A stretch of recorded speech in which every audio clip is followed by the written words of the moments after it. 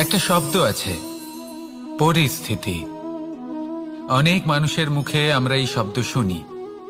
জীবনে যখন অসফল হই, দুঃখ আসে, সংকট আসে, কোনো বিপদ ঘনিয়ে আসে, তখন সমস্ত দোষ আমরা পরিস্থিতির ওপর চাপিয়ে দিই। আর দেখতে গেলে কোথাও না কোথাও ঠিকই করি।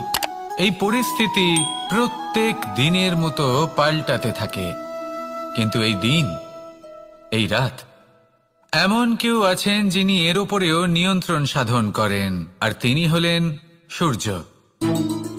ঠিক সেই রকমই আমাদের জীবনেও সূর্য হলো এই মন। যদি এই মনের উপর আমরা নিয়ন্ত্রণ করতে পারি, তাহলে আমরা জীবনকেও নিয়ন্ত্রণ করতে পারবো। প্রথমে এই মনের রাজা হয়ে উঠতে হবে। তাই মনে রাখবেন, যদি মন দুর্বল হয়, তাহলে পরিস্থিতি আমাদের সমস্যা বলে মনে হবে। এই মন যদি স্থির হয়, পরিস্থিতি প্রতিস্পর্ধা বলে মনে হবে। আর এই মন যদি শক্তিশালী হয়ে ওঠে, তাহলে যে কোনো পরিস্থিতি আপনার কাছে একটা সুযোগ মাত্র। এমন এক সুযোগ যাতে অগ্রসর হয়ে আপনি মহান হয়ে উঠতে পারেন। এই মনের শক্তির বৃদ্ধি ঘটান, মহান হয়ে উঠুন, আর আমার সাথে ভালোবেসে বলুন, রাধা রাধা। খুব সুন্দর একটা কাহিনী আছে। একবার এক ব্যক্তি নিজের অসফলতার জন্য ত্রস্ত হয়ে সময় দেবতার তপস্যা করতে বসলেন। উনি তপস্যা করলেন এবং সময় দেবতা প্রসন্ন হলেন। মানুষের রূপ ধারণ করে ওনার সামনে প্রকট হলেন। এবার সেই ব্যক্তি ওনাকে জিজ্ঞেস করলেন যে কি এমন আছে যার জন্য আপনি বারবার জয়ী হন আর আমি চিরকাল পরাজিত হয়ে থাকি? কেন এত পরিশ্রম করা সত্ত্বেও আমি সাফল্য লাভ করতে পারি না? তখন সময় দেবতা উত্তর দিলেন যে দিন হোক বা রাত, ঝড় হোক বা ভূমিকম্প, রোদ হোক বা বৃষ্টি হোক, সময়ের সূত্রপাত হোক বা প্রলয়, আমি থামি না, আমি চলতেই থাকি। আর সেই জন্য যিনি থেমে যান তিনি পরাজিত হন আর আমি জয়ী হই। এটাই আমাদের শিখতে হবে। জীবনে সবসময় চলতে থাকুন, কখনো থামবেন না। হ্যাঁ, কিছুক্ষণের জন্য বিরতি নিতে পারেন, বিশ্রাম করার জন্য, নিজেকে আরো সশক্ত করে তোলার জন্য, কিন্তু থেমে যাবেন না। নিরন্তর কর্ম করতে থাকুন, পরিশ্রম করতে থাকুন, তবেই এই সংসার আপনাকে মনে রাখবে। আসুন আমার সাথে ভালোবেসে বলুন, রাধা রাধা। আমাদের জীবনে গুরুজনেরা, জ্ঞানী মানুষজন সবসময় একটা কথা বলেন, ধৈর্য ধরো। শুধুমাত্র দুটো শব্দ, কিন্তু কতটা বিশাল সেটা বোঝার চেষ্টা করুন। ছোট একটা অস্ত্র হাতে নিন এবং একটা বিশাল পর্বতে নিরন্তর প্রহার করতে থাকুন, ধৈর্য ধরে সেই কাজ করতে থাকুন। এমন একদিন আসবে, এই বিশাল পর্বতে আপনি একটা পথ তৈরি করবেন।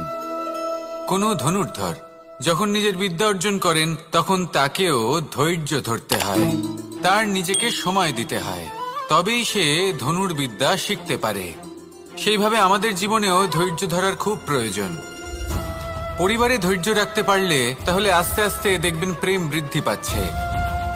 সমাজে যদি ধৈর্য রাখতে পারেন, তাহলে আস্তে আস্তে এই সমাজ আপনাকে সম্মান করবে।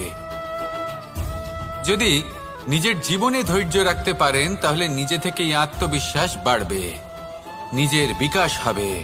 জীবনে সবই সম্ভব যদি ধৈর্য রাখতে পারেন। হয়তো আস্তে আস্তে হবে, কিন্তু হবে অবশ্যই। শুধু ধৈর্য রাখুন, কারণ ধৈর্যই সব থেকে বড় পুঁজি। আসুন আর আমার সাথে ভালোবেসে বলুন, রাধা রাধা। আমাদের জীবনে যখনই আমরা কোনো বড় দায়িত্বের সম্মুখীন হই, তখন আমরা তার থেকে দূরে পালাই আর এই অজুহাত দিই যে না না, এত বেশি ভার বহন করার যোগ্যতা আমার নেই, আমি করতেই পারবো না। দেখুন, এই সংসারে ভিন্ন ভিন্ন ধরনের গাছ আছে, ছোট গাছ, বড় গাছ, কিন্তু বটগাছের মতো বড় এবং নিবিড় গাছ আর একটাও নেই। সে নিঃস্বার্থভাবে এই সংসারকে সেবা করে যায়, ছায়া প্রদান করে, শীতলতা প্রদান করে। আর যখন এমন সময় আসে যখন তার ওপর বোঝা অত্যন্ত বেড়ে যায়, সে কিন্তু কোনোভাবেই ভেঙে পড়ে না। তখন সে নিজের নিঃস্বার্থ কর্মের ফল লাভ করে, সেই নিঃস্বার্থ কর্ম যা সে করেছে। তার দেহ থেকে ছোট ছোট ঝুড়ি বার হয় এবং তা কাণ্ডের আকার ধারণ করে। সেই কাণ্ড মাটির কাছে পৌঁছয় এবং তারপর তা বটগাছের সহায়ক হয়ে ওঠে। সে ভেঙে পড়ে যায় না।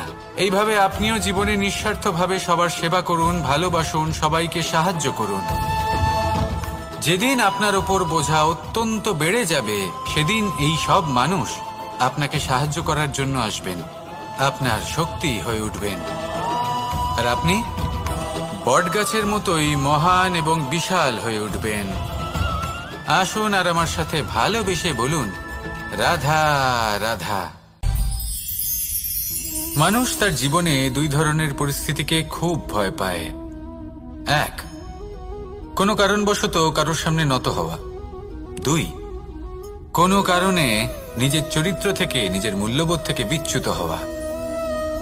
এবার কেন হয় এরকম যে কথায় কথায় কারোর সামনে নত হতে হয়? কেন বারংবার নিজের চরিত্র থেকে চ্যুত হতে হয়? এরকম কেন হয়? এটা তখনই হয় যখন আমাদের শিক্ষা এবং মূল্যবোধের অভাব থাকে। যদি মানুষের মধ্যে প্রকৃত শিক্ষা থাকে, তাহলে এই সংসারে কোনো সময় এবং কারোর সামনেই নত হওয়ার কোনো প্রয়োজন নেই। যদি মানুষের মধ্যে মূল্যবোধ থাকে, তাহলে তাকে নিজের মূল্যবোধ বা চরিত্র থেকে বিচ্যুত হতে হয় না, তা সে যাই হয়ে যাক না কেন। কোনো বালককে যদি জন্ম থেকেই সুশিক্ষার অধিকারী করা হয়, শিক্ষিত করা হয়, মূল্যবোধের অধিকারী করা হয়, তবে সে এই সংসারে এমন কর্ম করবে যাতে সে নিজেকে, নিজের পরিবারকে, সমগ্র সমাজকে গর্বিত করতে পারে। শিক্ষা লাভ করুন, মূল্যবোধ লাভ করুন এবং আমার সাথে ভালোবেসে বলুন, রাধা রাধা। আমাদের সকলের জীবনে একটা লক্ষ্য থাকে যেটা আমরা লাভ করতে চাই। ঠিক যেন একটা প্রতিস্পর্ধা বিদ্যমান যে কে সব থেকে আগে নিজের লক্ষ্যে পৌঁছতে পারবে। আর সেই জন্য আমরা সকলেই খুব তাড়াতাড়ি এগোতে চেষ্টা করি, বড় এবং দীর্ঘ পদক্ষেপ ফেলি যাতে তাড়াতাড়ি নিজের লক্ষ্যে পৌঁছতে পারি। কিন্তু এক অত্যন্ত গুরুত্বপূর্ণ বিষয় আছে, সবসময় লক্ষ্য সামনে থাকবে না, কখনো কখনো তা খুঁজতে হয়। এই যাত্রা খুব কঠিন হতে পারে, আর ঠিক এই কারণেই সবসময় দ্রুত গতিতে চলা বা তাড়াতাড়ি পথে চলা সেটা আবশ্যক নয়।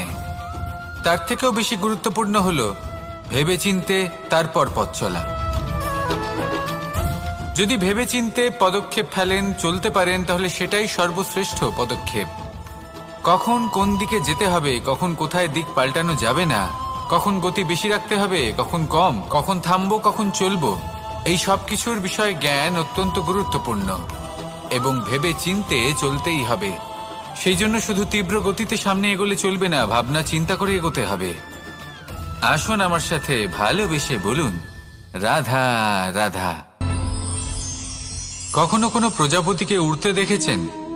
কি সুন্দর উড়ে বেড়ায় সে, এক ফুল থেকে অন্য ফুলে, এক পাতা থেকে অন্য পাতার ওপর।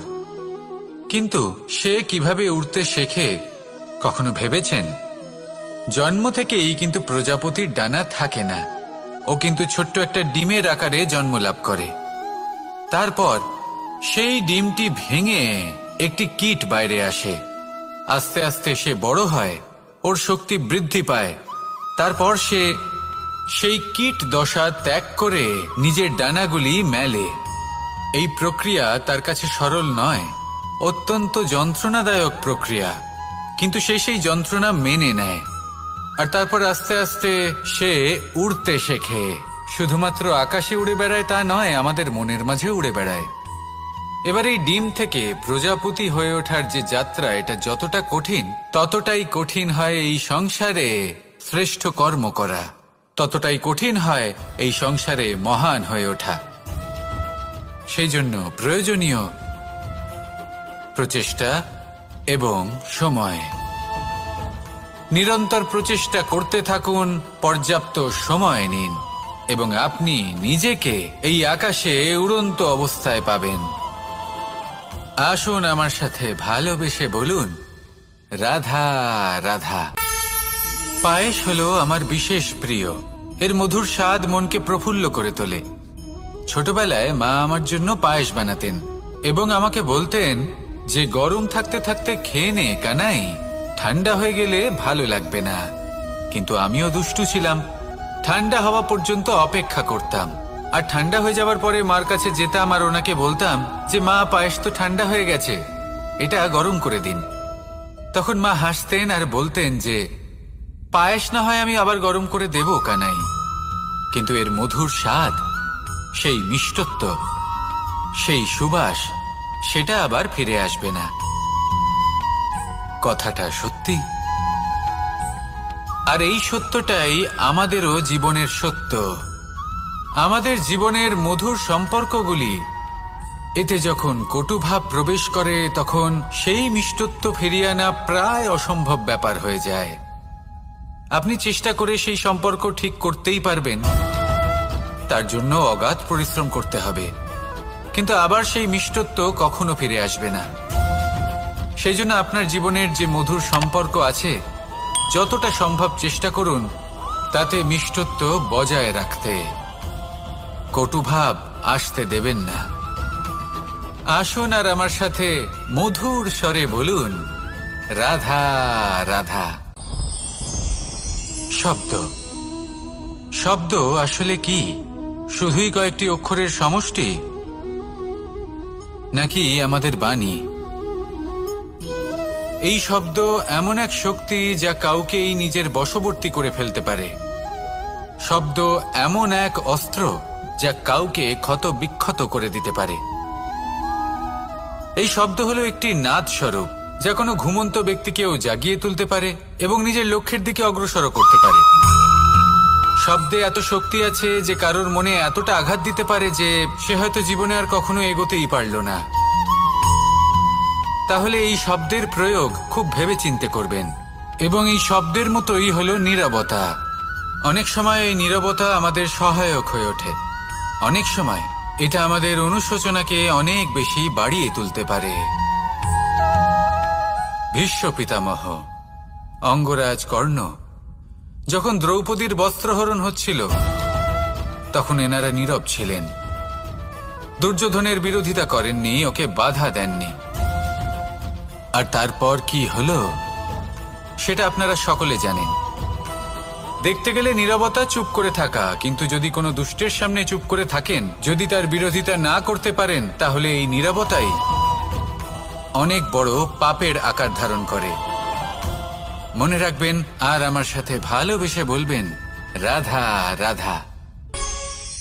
আভূষণ, কার না ভালো লাগে এই আভূষণ? আমরা পরিশ্রম করি, ধন অর্জন করি আর আভূষণ কিনে থাকি, কখনো নিজের জন্য, কখনো বা তাদের জন্য যাকে আমরা ভালোবাসি, বা তাদের জন্য যাকে আমরা সম্মান করি। হয়তো সেই জন্যই সীতা চূড়ামণি ধারণ করেছিলেন এবং আমি সামন্তকমণি। কিন্তু এটাই কি সেই প্রকৃত আভূষণ যা আপনার মূল্য বৃদ্ধি করে? না। শ্রীরামের আভূষণ হল ওনার নম্র ভদ্র ব্যবহার। মাতা সীতার আভূষণ হল ওনার সততা, ওনার নিষ্ঠা, ওনার ত্যাগ। অর্জুনের আভূষণ ছিল ওনার একাগ্রতা। রাধার আভূষণ ওনার প্রেম। এই আভূষণ কোথাও নেই, আপনার মনে আছে। যদি আপনার মনে মিষ্টতা থাকে, তা শান্ত হয়, তাতে সততা থাকে, নিষ্ঠা থাকে এবং প্রেম থাকে, তাহলে আপনার অন্য আর কোনো আভূষণের কোনো প্রয়োজন নেই। আপনি যতই ভিড়ের মাঝে থাকুন, আপনার ঔজ্জ্বল্য চোখে পড়বে। আসুন আর আমার সাথে ভালোবেসে বলুন, রাধা রাধা। এই সংসারের সবথেকে বড় সত্যি হলো জন্ম এবং মৃত্যু, কিন্তু আরো বড় একটা সত্য আছে, মিত্র এবং শত্রু, যা আমাদের সকলের জীবনে থাকে। মিত্র সে যে আমাদের সঙ্গ দেয় এবং সংসারের সবথেকে উঁচু শিখরে আমাদের নিয়ে যায়, এবং শত্রু সে যে যে কোনো মুহূর্তে যে কোনো শিখর থেকে আমাদের নিচে ফেলে দিতে পারে। এবার বিচিত্র ব্যাপার হলো এটাই যে আমরা নিজেরাই এদের সাথে নিয়ে চলি, নিজেরাই এদের পালন করি। তা কি করে? প্রথমে বুঝুন এই মিত্র এবং শত্রু কারা। আপনার নিজের মন, আর কেউ নয়। এই মনই হলো মিত্র। যখন তাতে ভারসাম্য বজায় থাকে, তা নিয়ন্ত্রিত থাকে, তা পবিত্র হয়। কিন্তু যদি এই মন অনিয়ন্ত্রিত হয়ে পড়ে, যদি আপনাকে সে নিয়ন্ত্রণ করতে শুরু করে, তখন সেই আপনার সবথেকে বড় শত্রু হয়। সেই জন্য এই মনের ওপর নিয়ন্ত্রণ রাখতে শিখুন, এতে ভারসাম্য বজায় রাখতে শিখুন। তাহলে আপনি এমন এক বন্ধুকে পাবেন যে আপনাকে এই সংসারের শিখরে পৌঁছে দেবে। আসুন আমার সাথে ভালোবেসে বলুন, রাধা রাধা। ঈশ্বর আসলে কে? সংসারের বেশিরভাগ মানুষের কাছে ঈশ্বর হলেন এই সংসারের রচয়িতা, পালনকর্তা। কারোর কাছে উনি জ্ঞাতা, কারোর কাছে উনি হলেন আস্থার প্রতীক, আবার কারোর জন্য শুধুমাত্র অন্ধ বিশ্বাস। কিন্তু এই ঈশ্বর কি কোনো শরীর, নাকি একটা বোধ, নাকি শুধুই শ্রদ্ধা? ঈশ্বর হলেন তিনি যিনি হলেন আপনার ইষ্ট। সেই জন্যই তো গুরু, মাতা, পিতা এনাদেরও ঈশ্বরই বলা হয়েছে। যাদেরকে আমরা ঈশ্বর বলে মনে করি, যারা আমাদের ইষ্ট, তারা আমাদের একটি পথ দেখান, একটি দিকে চালিত করেন। সেই পথে চলে আপনি শুভ কর্ম করতে পারেন। আর যখন কোনো ব্যক্তি তার ঈশ্বরের আদেশ পালন করেন, তখন সে নিজে থেকেই শুভ পথে অগ্রসর হয়ে যান। বেশ কয়েকজন মানুষ ঈশ্বরের ওপর আস্থা রাখেন এবং ভাবেন যে অনুচিত কোনো কাজ করা উচিত নয়, ঈশ্বর দেখছেন। ওনারা ভয় পান যে কোনো অনুচিত কর্ম করলে কে জানে তার পরিণাম কি হবে। এমন অনেক ব্যক্তি রয়েছেন যারা ঈশ্বরকে বিশ্বাস করেন এবং জানেন যে ঈশ্বর তাদেরকে দেখছেন। তাই যে যে শুভ কর্ম ওনারা করেছেন তার ফল তারা অবশ্যই পাবেন। এবার আপনি ভয় পেয়ে ঈশ্বরকে বিশ্বাস করবেন, নাকি বিশ্বাসের দ্বারা ঈশ্বরকে বিশ্বাস করবেন, সেই সিদ্ধান্ত আপনারই। কিন্তু হ্যাঁ, যদি আপনার মনে ঈশ্বরের জন্য কোনো স্থান থাকে, যদি আপনার কোনো ইষ্ট থাকেন, যদি আপনি কাউকে ঈশ্বর মনে করেন, যার প্রত্যেক আদেশ আপনি পালন করে থাকেন, তাহলে বলি, ঈশ্বর কখনো আপনাকে অনুচিত পথে চালিত করবেন না। আসুন আমার সাথে ভালোবেসে বলুন, রাধা রাধা। এই সংসারে ভিন্ন ভিন্ন ধরনের গাছ আছে, অসংখ্য ধরনের প্রজাতি আছে। কিছু গাছ পাতা দিয়ে থাকে, কিছু ফুল, কিছু ফল। কেউ ছায়া প্রদান করে, কেউ শীতলতা প্রদান করে, কেউ নিজেকে খুব কষ্ট দিয়ে এই সংসারের বিকাশে সহায়ক হয়ে ওঠে। কিন্তু এই সবার মধ্যে একটা বিষয় কিন্তু সমান, এরা প্রত্যেকেই পাতা ছাড়া, ফুল ছাড়া, ফল ছাড়া জীবিত থাকতেই পারে, কিন্তু কোনো বৃক্ষই শিকড় ছাড়া বেঁচে থাকতেই পারে না। এটাই হলো রাধার। ঠিক সেইভাবেই আমাদের জীবনে শক্তি হোক, ধন হোক বা সাফল্য হোক, আমাদের বা আমাদের পরিবারের প্রসন্নতাই হোক, এই সব কিছুর আধার হলো, সবকিছুর মূল হলো পরিশ্রম। তাই জীবনে চিরকাল পরিশ্রম করতে থাকুন। যদি আপনি জীবনে মহান হবার পথে অগ্রসর হতে চান, তাহলে পরিশ্রম করুন। এই পরিশ্রম দ্বারাই নিজের পরিবারকে প্রসন্ন করুন, নিজের বন্ধুদের প্রসন্ন করুন, এই সমাজকে গর্বিত করুন। আসুন আমার সাথে ভালোবেসে বলুন, রাধা রাধা। এই সংসারের সব থেকে বড় রোগ কোনটা? কেউ বলবে মানসিক রোগ, কেউ বলবে সেই রোগ যা সর্পদংশনের ফলে হয়ে থাকে। এই সংসারে ভিন্ন ভিন্ন ধরনের রোগ আছে এবং তার সাথে ভিন্ন ভিন্ন ধরনের যন্ত্রণাও রয়েছে। এমন একটা রোগ আছে যা চোখে দেখা যায় না, যা আপনার শরীরে কোনো দাগ রেখে যায় না, কিন্তু আপনার আত্মাকে পর্যন্ত ক্ষত বিক্ষত করে, অসুস্থ করে তোলে, বিনাশ করে দেয় আপনাকে এবং তার সাথে আপনার আত্মাকেও। এই অসুখের নাম হলো লালসা। লালসা, যে কর্ম সাধন করেছেন তার থেকে বেশি ফল লাভ করার আশা।